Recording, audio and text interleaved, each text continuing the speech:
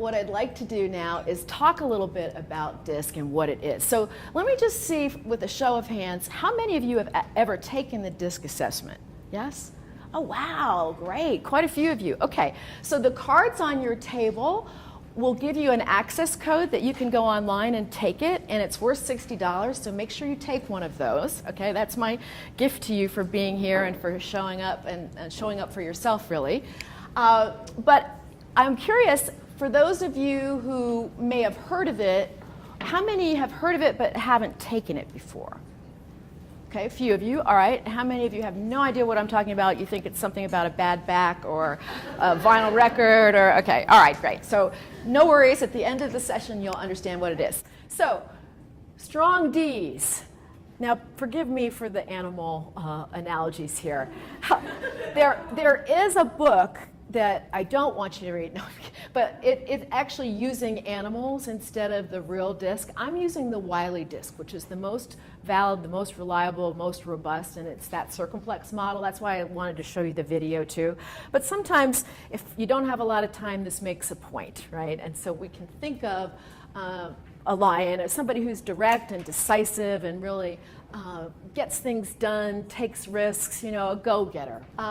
Just like everybody else has strengths and they have weaknesses. So they're a good organizer, they're often really time conscious, they challenge the status quo, and you know, they can be very innovative. But also on the downside, if they overuse their strengths in the wrong situation, they can overstep their authority, you know, really sort of attempt too much at once, take on too much, get a little argumentative, and you know, they don't like routine. So sometimes if they have to complete tasks on a steady basis, it's really challenging for them. Okay, so next we're going to talk about the strong I.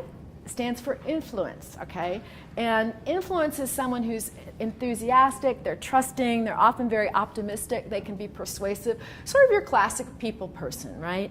And often they are emotional. If they're not careful, they can be overly impulsive.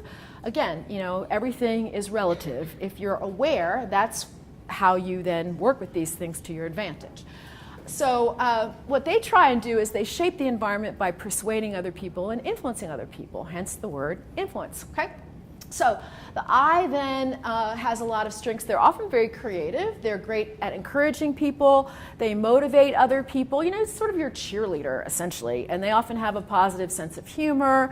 They're good at negotiating conflicts. But like everyone, they have their weaknesses too. They may find that they're a little bit more concerned with the social aspects of work than tangible results. Again, you know, with awareness, you work on these things. Not great with detail, right? So they may really need people to help them with detail, give me the bottom line, give me the detail in writing. So the strong S is really your steady Eddie, right? Your loyal team player, someone who is really sort of predictable, understanding, patient, good listener, often great at process and, you know, takes their time but gets it right.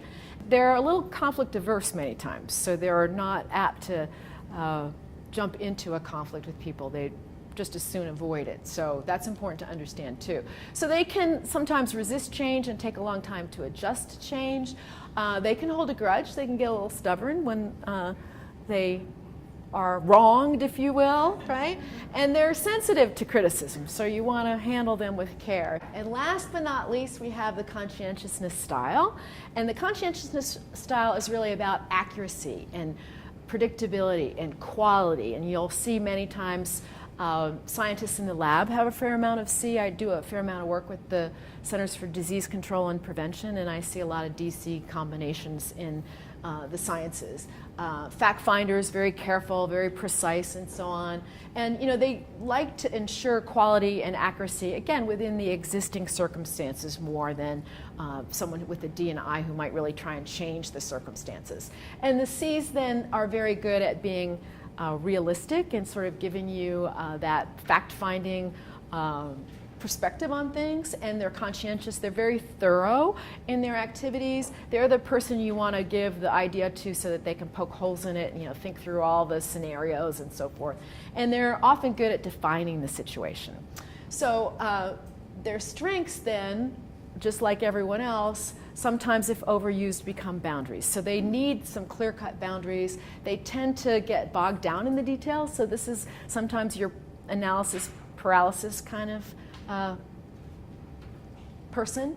And they often are very reserved, so they may not verbalize what they're thinking. So you have to ask them. And you have to assume that they are not checked out, like I mentioned before. They may actually really have a lot to contribute, but you might have to really sort of draw it out of them. And they tend to give in rather than argue because they're also a little bit conflict averse. So they really are motivated by quality, by detail, limited social action. I have a friend who's a pure C, and she would come home and check her voicemail and say, oh good, nobody called me. And I'd be like, nobody called me today. So it's interesting, people just really look at the world differently. And so she really is focused on demonstrating her expertise. So you'll see that a lot with somebody with a lot of C. They want to be an expert in a particular area, and they like logical, organized information. Okay? And their fear then is criticism of their work, because they take great pride in their work. If you watch Bones, I happened to turn Bones on because it was the last one. Temperance Brennan, there she is, right? Strong C. Okay. So quickly then, I want to tell you how to interact with them. You want to prepare your case in advance. You want to talk about pros and cons, support ideas with data, reassure them that no surprises are going to occur, and have an exact job description for them, and really be systematic and comprehensive in the way that you work with them, and disagree with the facts rather than the person. Okay? And they like a style where again, you're really explaining the details to them. So don't refuse to do that. Don't just say, hey, do this, and be really vague or casual in your answers. They'll keep asking you the question if you do that, right? And some of you might be C's that do that, okay? So their ideal environment then is someplace where they really can show off that specialized technical expertise, and they don't have a lot of conflicts and arguments. They can really work on the procedures, and instructions are clear. They know what's expected of them, and they can really carry through on a task.